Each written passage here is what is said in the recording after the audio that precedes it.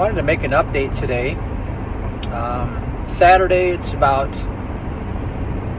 12:30 p.m. Central, and I got to go on a drive here, so just going to record this as I just talk about what we're going to do at this meditation retreat.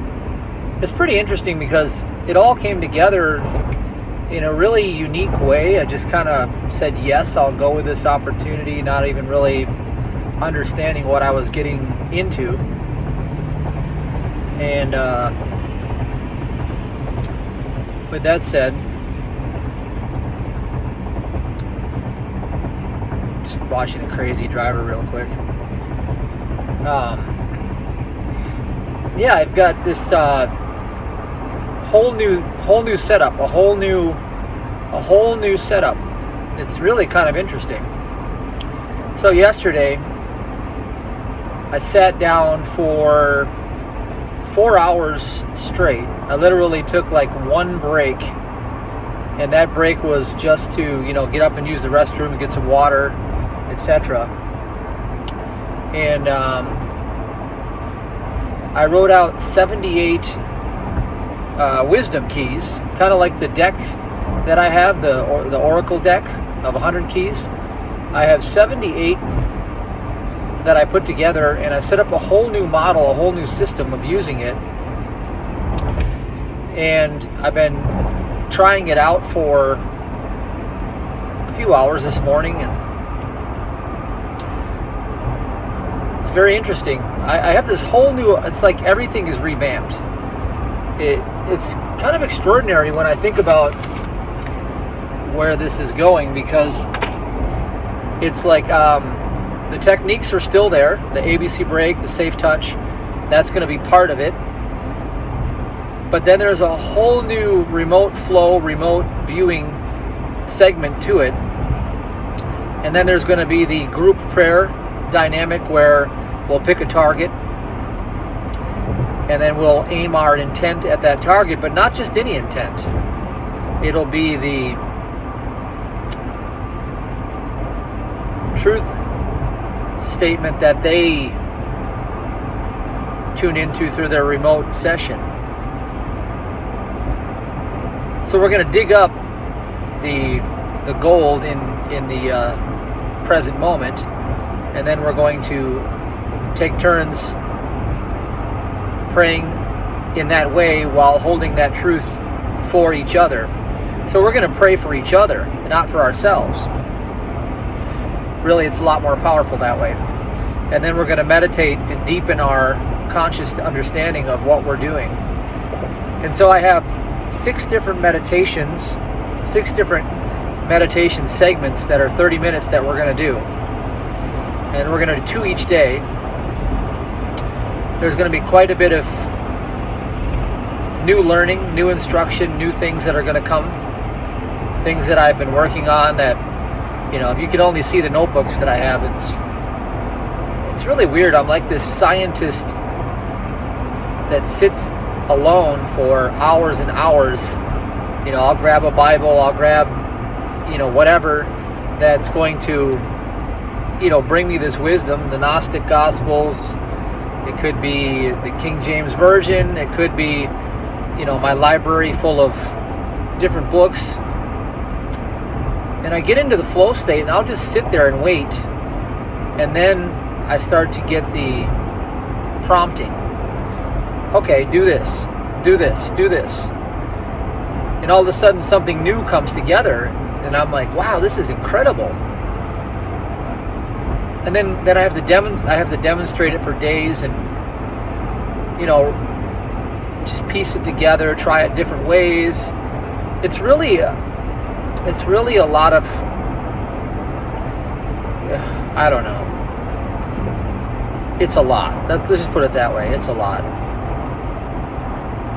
And then it all comes together. So that's what I'm excited about, is that this is going to be a whole new venue.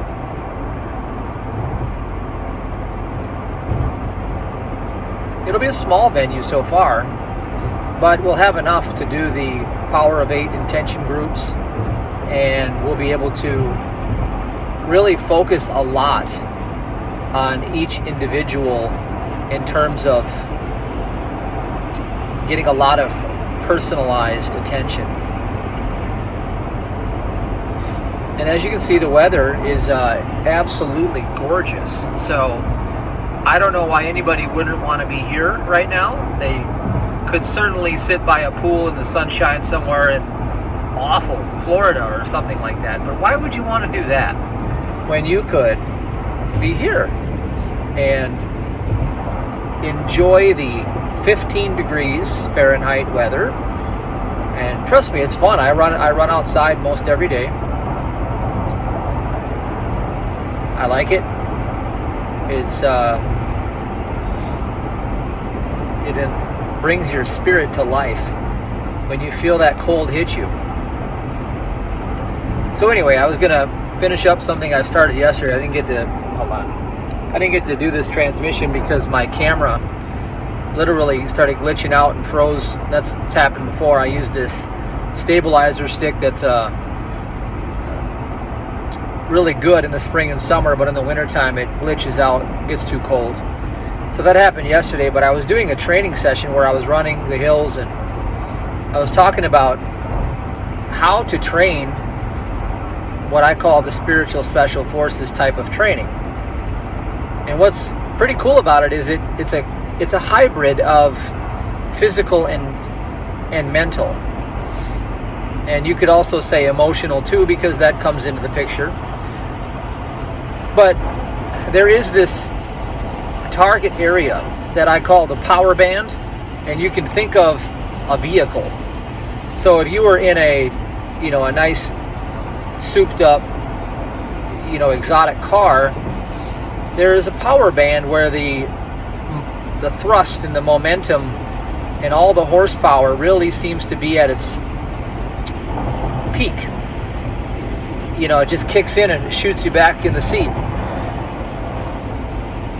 And so the concept is you want to train in that power band.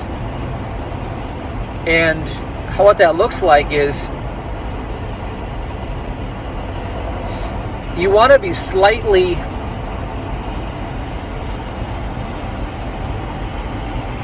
let's just say you want to be just behind the point where you are doing too much. Let's put it that way. What you'd call the red line, okay? You want to be slightly behind the red line. So an example could be,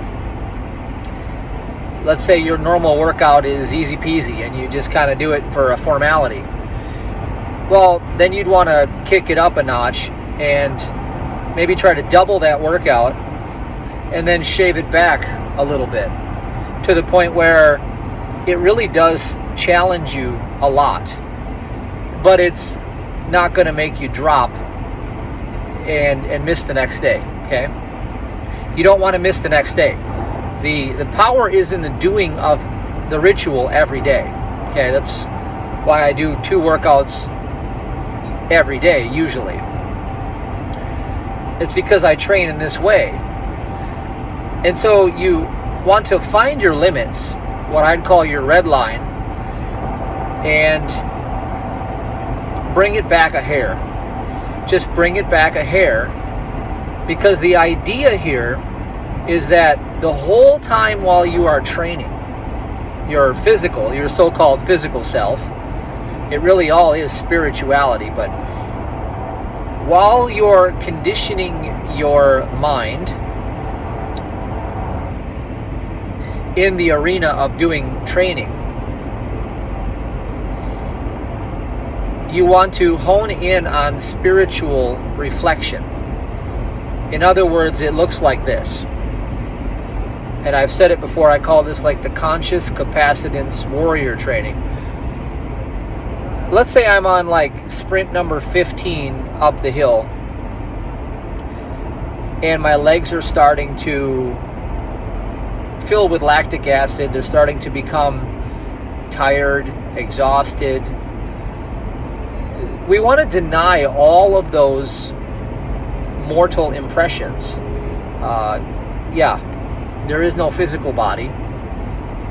I live, move, and have my being in spiritual consciousness.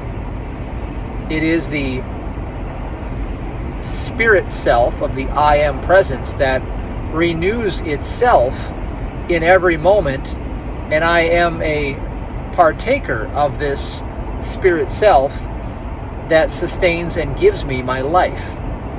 And see, what I'm doing the whole time is I'm negating all of the physical sensory inputs, okay? And I'm substituting them for spiritual sense of divine truth. I'm making a swap. And that's why you have to be behind the red line a bit. If you go to the red line, what's going to happen is you're going to lose you're not trained in that capacity for the most part. Most people are not trained that way. They'll lose their focus. And if you lose your focus, it's of no use to you.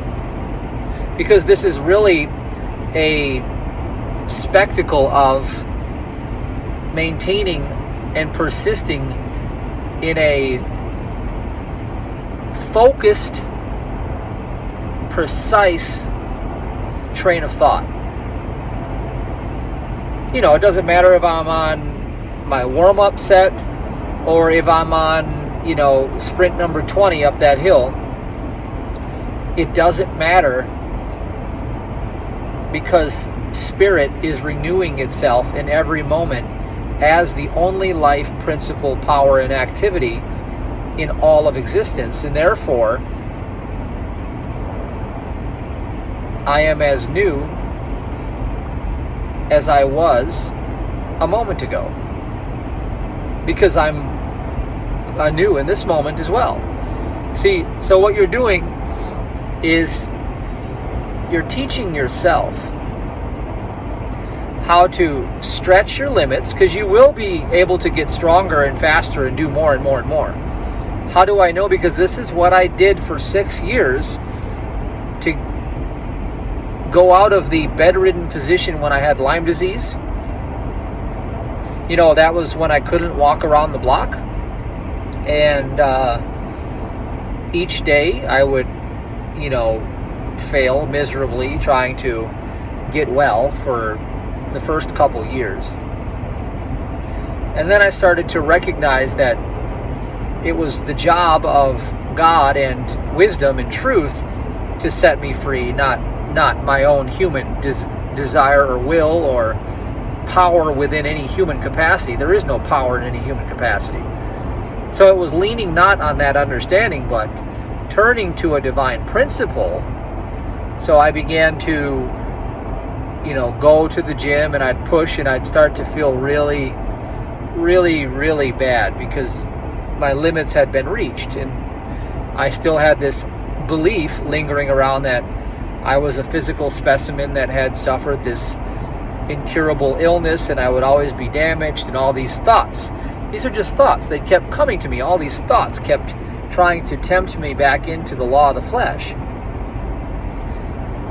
And so my whole goal was that I would set up my day to put myself into a venue, like training, twice a day, so that I could use it as my mental dojo to deny self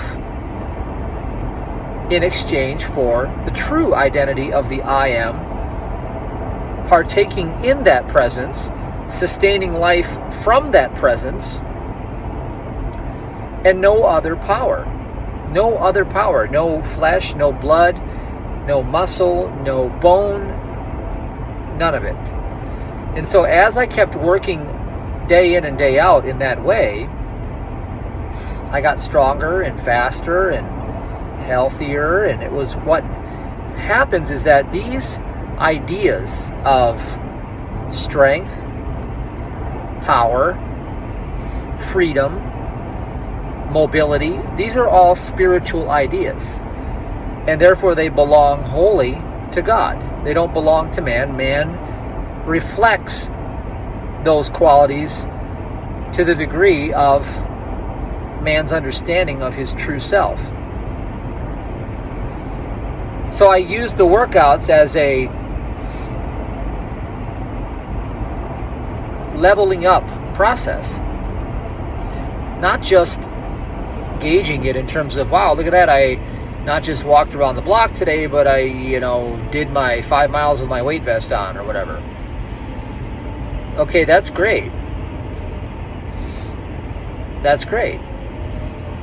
But to recognize that I of myself did nothing, but I reflected a divine principle and I held steadfast to it when error or the terror of that physical body tried to suggest to me that I had reached my capacity, my limit, according to its own mortal graven image understanding, thinking it was sick or carnal or built of flesh and calories and bone and blood, all these rules. Each time I got to tear those barriers down and say, that's not me. That's never been my life. I never left heaven. I'm a spiritual being.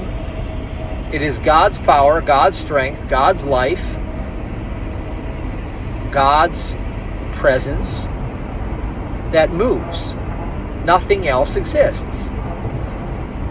And you see, the whole secret is in being able to hold your thought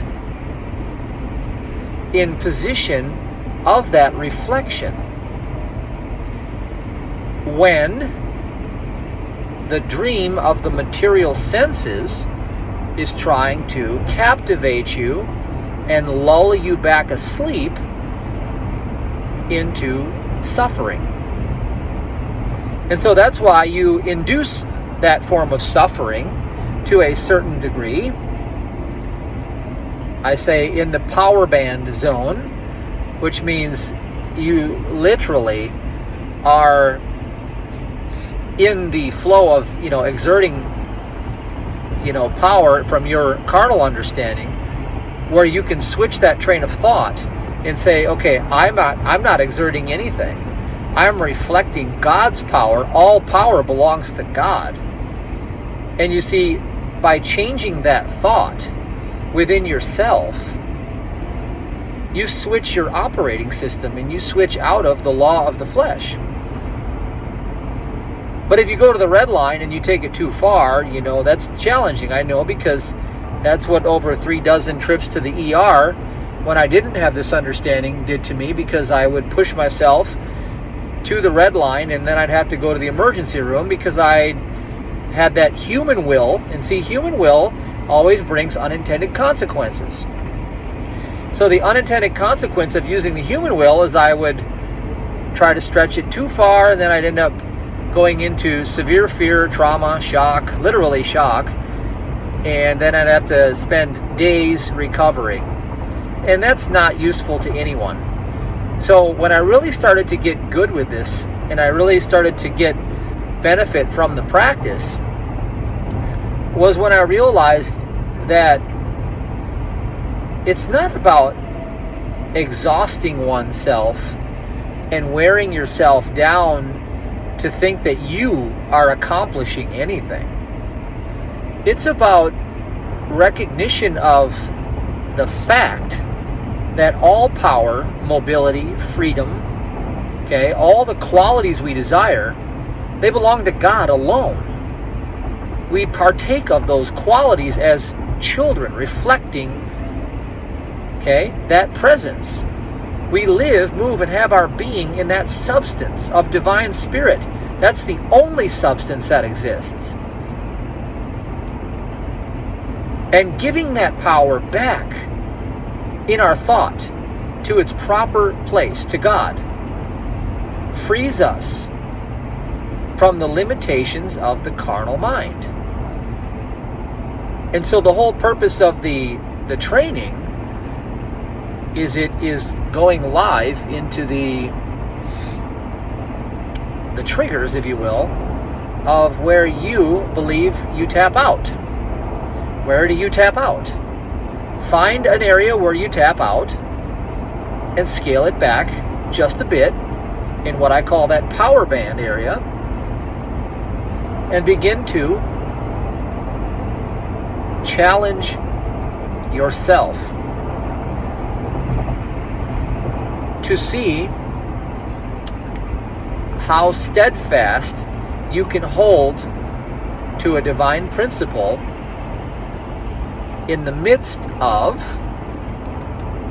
the terror coming at you from the material body, the material dream, the material world. Because the longer you can hold your peace in doing that and maintain the idea that God is in control, it's not you holding control, it's you holding thought in its proper place to maintain the idea that God is in control, and that allows you to have the peace and understanding that comes with that. What I've discovered is in that place, that's where the Christ reaches you in thought, the consciousness, and it brings forth destruction to the dream of sin. And that dream of sin includes all sin, sickness, poverty, disease, aging, decline, all of those things. And if you do it day in and day out, it's going to be far more efficient, even if you scale it back to a shorter time frame, than if you do it once a week and try to do it in that capacity, because it's what you do daily that determines what you become eventually. Okay, it's your daily habits that become your destiny. You can trace every level of success, or the lack of success, if you will, to something that's going on in your life daily. So what I've found is not only is the activity of energy moving, building that spiritual energy within yourself, part of the, what you call the physical training. It's not physical training. That's the whole point. Nothing is physical. See it as a spiritual practice. Treat it as the ultimate form of challenging oneself. And then you have a whole new set of eyes as it comes to, what they would say is vanity. It's not vanity. And it's not wasted time, going to the gym or running outside or hiking or whatever you do. And what I call this conscious capacitance warrior training is all about one thing. It's all about building the tenacity to hold your focus. Period. Right? What use is your focus if it has no staying power? If you can hold a divine truth for 8 seconds, like most people can hold a thought, then of what use is it to know the truth if you let it go 8 seconds later? You see, if you can only hold the truth for 8 seconds, do you really think that you have the truth, or is it still on loan to you? It's on loan to you, okay? To be a child of God and come into your inheritance, to possess the truth, is to negate the little self. And all of the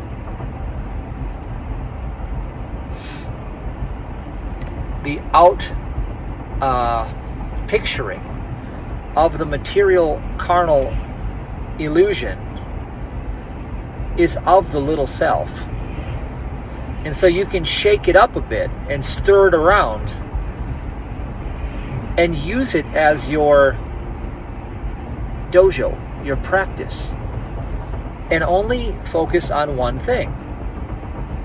God only gave you one thing, free will, to choose whom you shall serve this day, love or fear.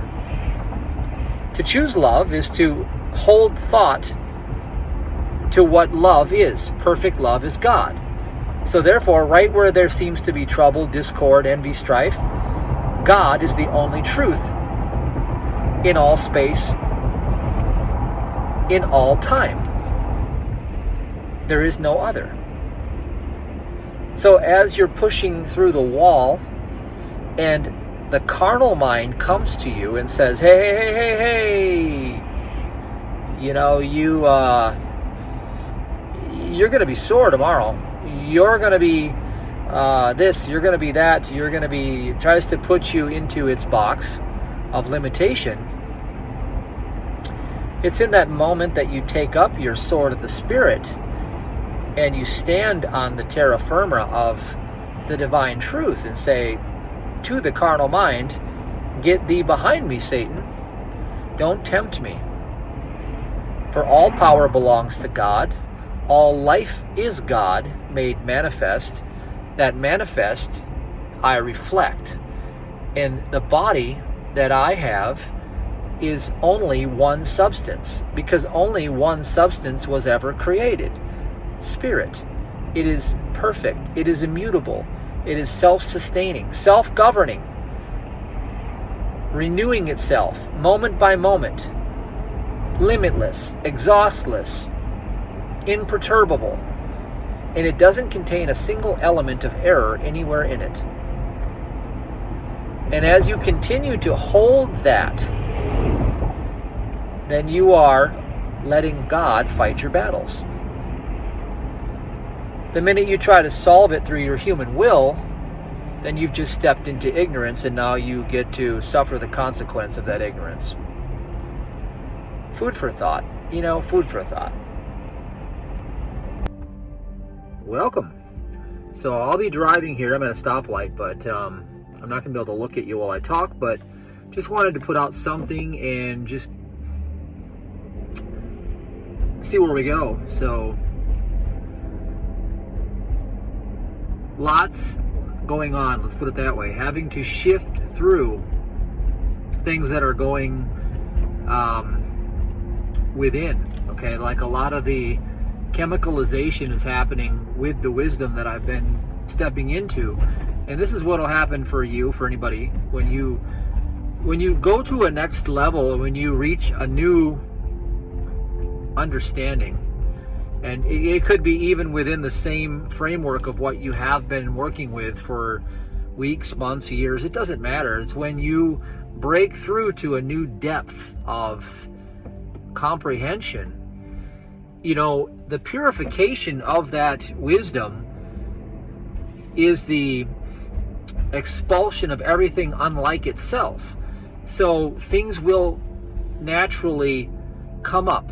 And it looks like, you know, what it talks about in the Gospel of Truth in the Non-Commodity Library, a bunch of broken, defective plates, you know. Well, that's really a way of looking at the outer realm, okay, including your physical body, quote unquote physical. It's not physical, it's all thought.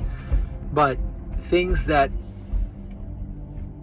come up to be dismissed from your thinking forever,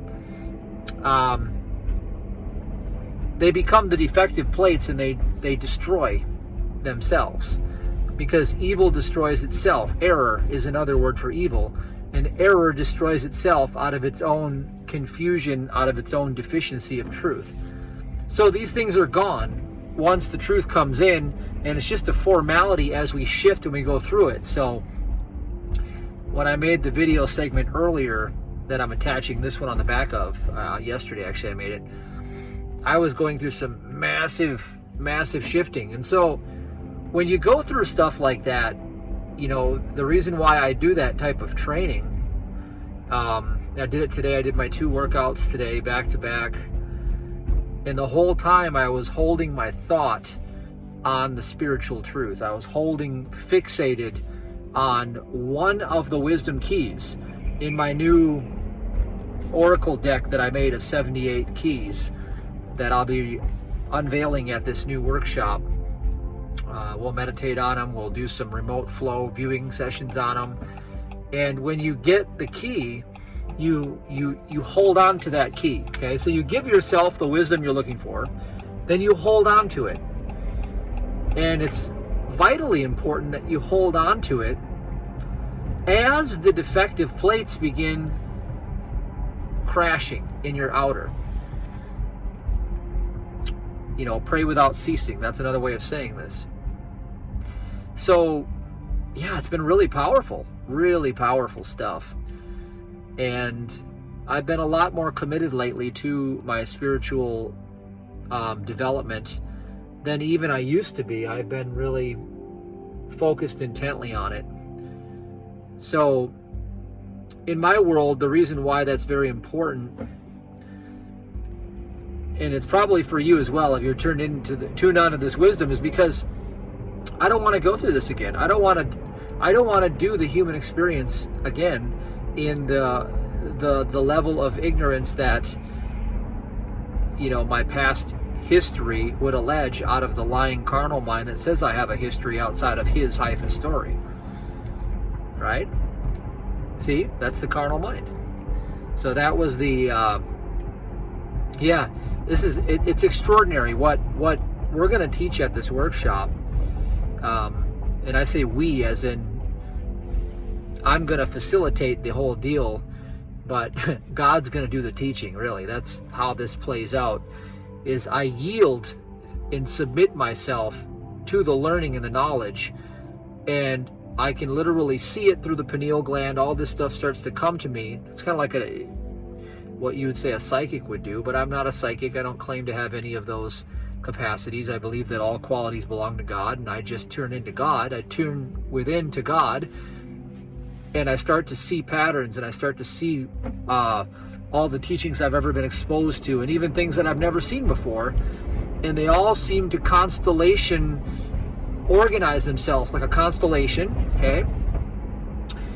And wisdom is actually doing the thinking. There's only one mind, and that is the cosmic one mind of what you call God's intelligence. That's the principal attribute of that mind, and we, as the kinship of God, the Son, the descendant, we reflect that intelligence.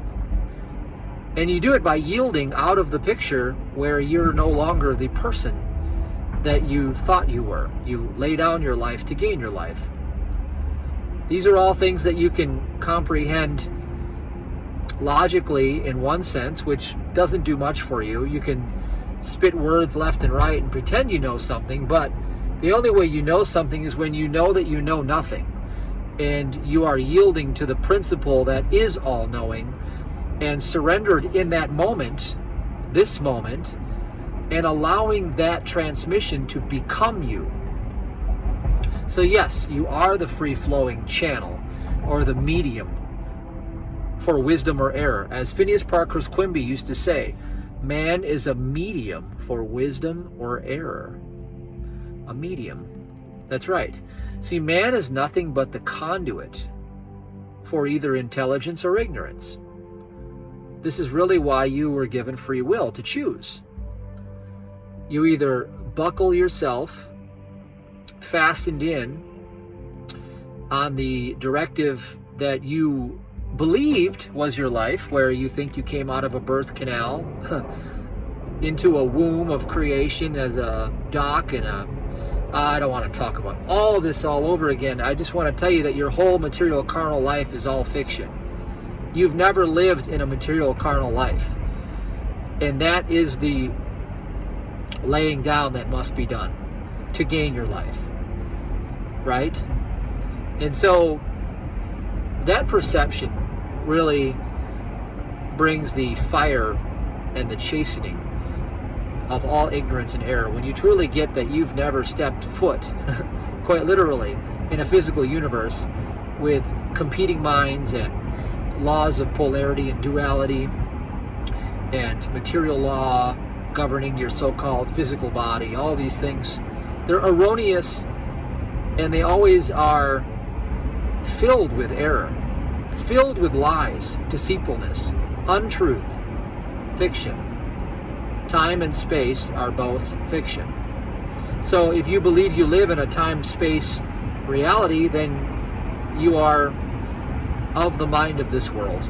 And that mind is no mind at all. It has no power, it has no law, it has no creative capacity. And to say that you have capacity to create in that position is really what the idea of Lucifer represents. Satan, okay, the fear. Satan is fear. where does fear come in? It comes from self-preservation. From deciding that you of yourself must do something, a sense of what ought to be done under the circumstances, based on every human problem that you run into. And as you engage with human will and you put yourself into that perspective, then you err in your judgment. For right where the problem seems to be exerting itself is only God, but yet you act in accord with the illusion, not the truth. So what I'm saying is that when you hold steadfast to the truth through this type of training and meditation, the revelation of the Christ is something you personally own in your experiential knowledge, not just your book smart or your, I've heard that before, I know that. To think and not to do is not to know at all. So if you assert yourself as knowledge containing capacity of some wisdom, but yet you cannot demonstrate the fruit, you do not have the root. You do not have that wisdom. Wisdom actually has you. You don't contain anything. That's an attribute of God. It belongs to God, not man. So when man comes along believing he's wise, be careful. And when you believe you're wise, be even more careful.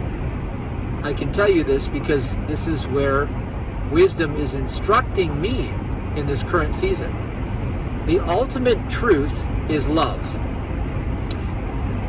The next ultimate truth is when you know that you know nothing, and God is the all-knowing mind, and you can partake in that reflection of intelligence.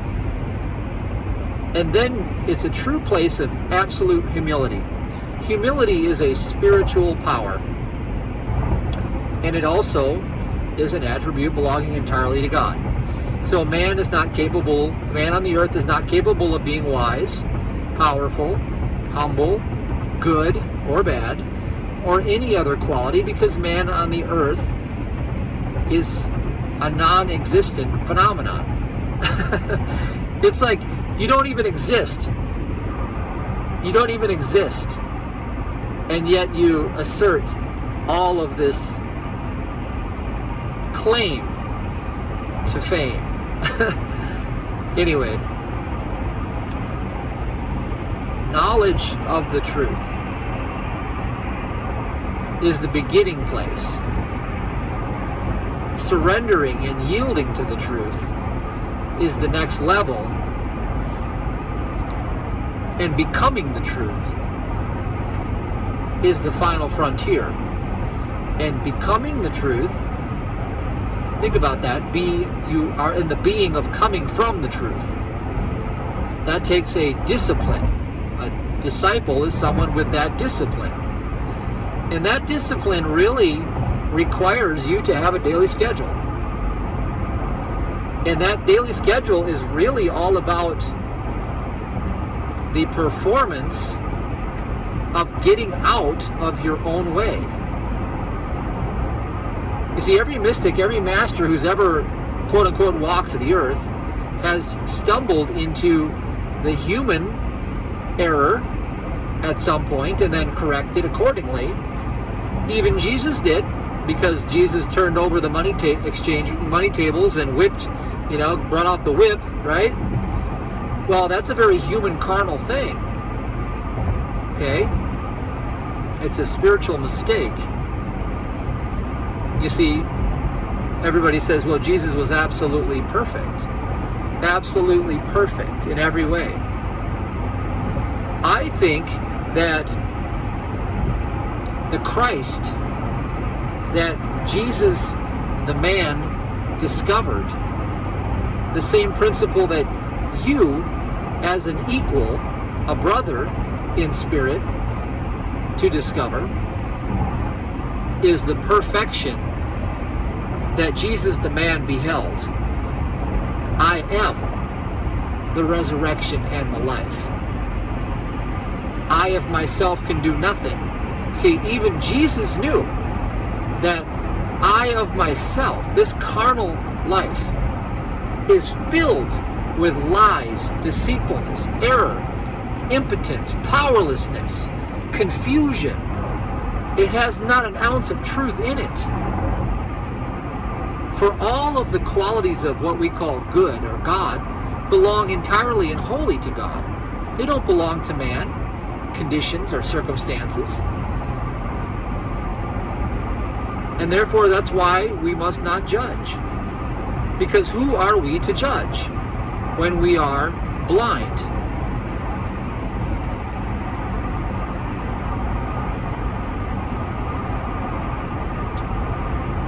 So, with that said, there's a lot we can talk about, but I'm going to just leave it at this. I'm really preparing myself for this meditation retreat. The link is below. If you want to come, you should come. You really should. Only if you can. If you're too busy, then that's fine. Just don't be too busy for God in your own capacity. And as a minister, I will say to you, make the relationship with wisdom, the Holy Spirit, at least as important as your number one greatest pursuit in life right now. So, for example, I know a lot of people are super excited about, either cryptocurrencies or, the fear porn that goes around. They get really jazzed about that. They want to take a side. They want to believe that their hero walks the earth and that a carnal-minded person is going to do anything positive for them. Or they want to believe that wealth has anything to do with cryptocurrencies. That's a very human thing to believe, that supply is real, when in fact nothing on the external is actually real at all. And so you make a god out of it, and you make an idol out of it, you begin to squander your wealth. And so don't wonder why your wealth isn't growing if you've made a god out of something that God is cursing. And what is that? It's the fixation on that which is not, the turning to another false power. When in fact, when you seek first the kingdom and all the righteousness therein, all of these things will come unto you because they are already yours. Wealth is a spiritual substance of the consciousness of supply that man must dig within himself, herself, to gain. Okay, that digging within yourself requires a daily protocol. It requires persistence. It requires the discipline and the prioritizing of that which is real over the unreal that the carnal mind is allured by. The carnal mind seeks the treasures of this world, the goddess of wealth that's inside that forever eludes them.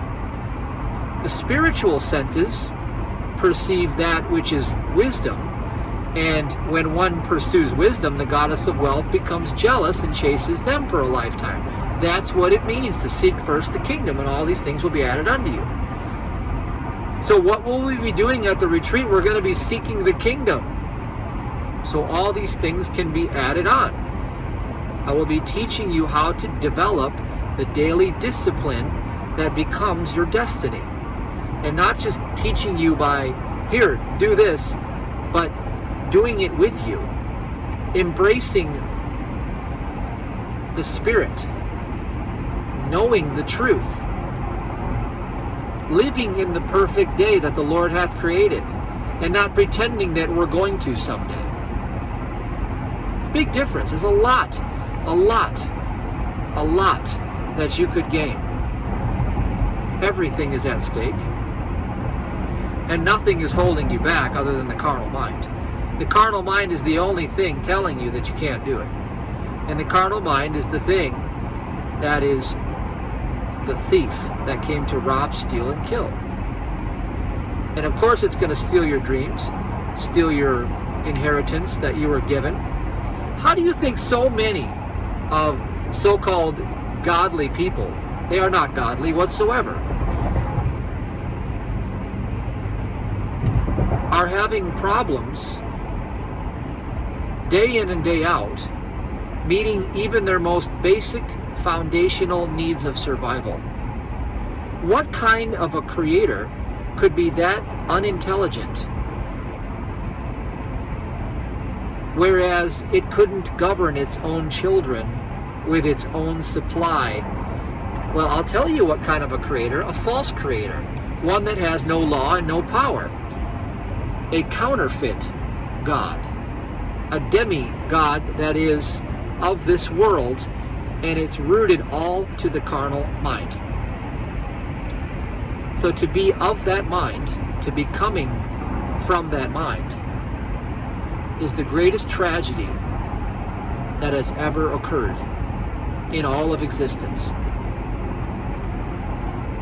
And in the dream, in the simulation where people, conditions, and circumstances appear before your lying human eyes, virtually everyone around you is paying a monthly subscription to that illusion, that mortal fiction, that carnally minded dream.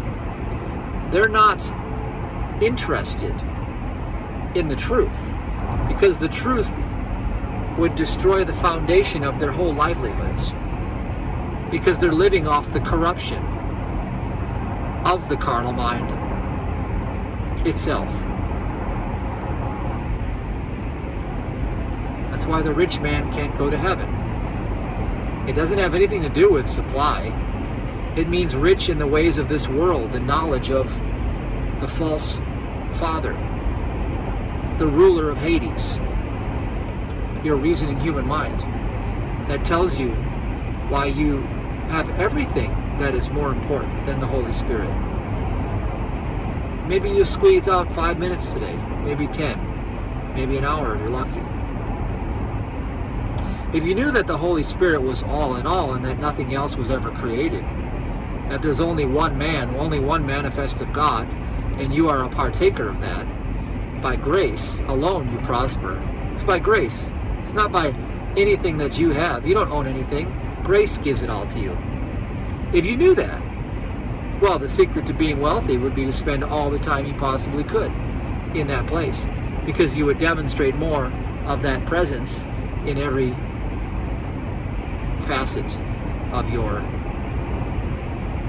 imagination, and then in the external dream.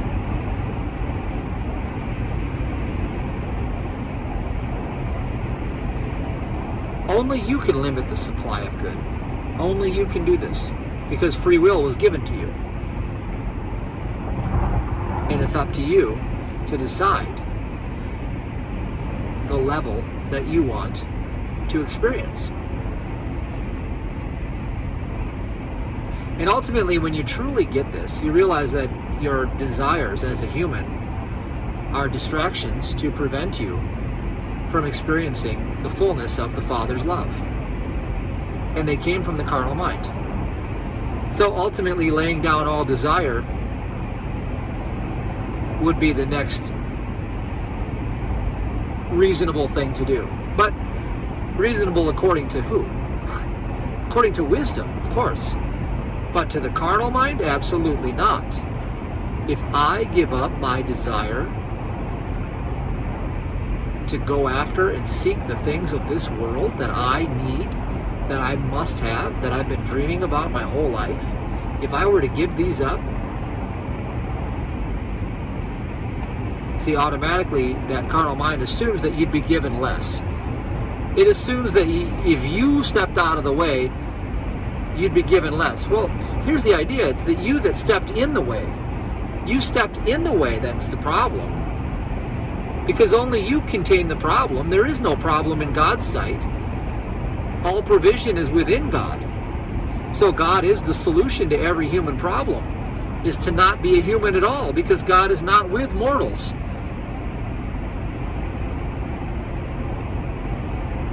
And yet I tell you that to seek first the kingdom and all these things will be added unto you. The secret is in the meditative practice. After you've received the knowledge, you have to drive it into your heart. You have to embrace it.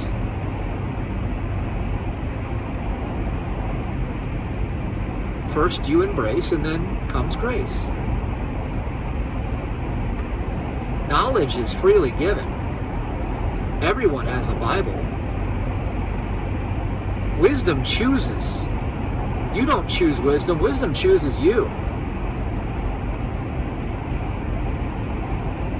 And when things start to get dicey and they start to shake and those defective plates start to break, I just say, what's your daily practice? How do you train for this? Daily. Most people say daily.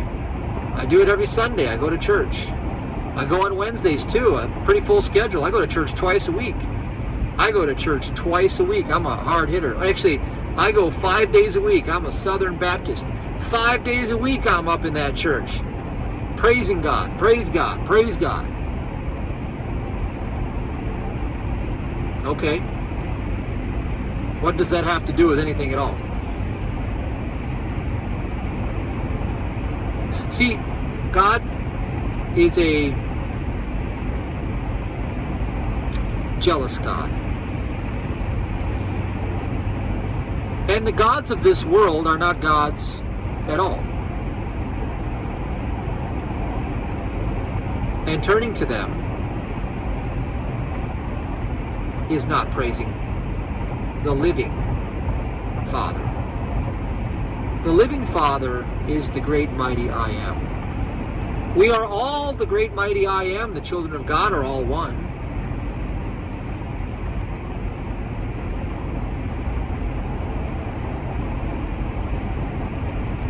In the Vedas it says it is spirit curving within itself to experience itself as spirit, mind, and matter. It's one. It's one. How many times have you gone to church and seen people and heard them talk about circumstances and then tried to pray about their circumstances? Well, then you've never done it properly. Because whenever you've seen people and it says God is no respecter of persons, it means to observe. Respect means to observe. God does not observe persons. Those are mortal, carnal-minded individuals in a simulation. They're not even there. That is the dream of the five senses. What does that have to do with praying to the Father? To pray to the Father is to yield to that which has never changed, and to become of the sight of the one living principle. Try that on for size through your meditation for 5 minutes a day and watch what happens. Try it on even more and more and more until ultimately there's no longer any you left over. And then you're on the path of Christ. Discovery. The same path that Jesus, the Nazarene, yielded and submitted himself to. Wisdom chooses you. You don't choose wisdom. You're not in control. You don't have any power to make anything happen. You can only reveal what is already within yourself.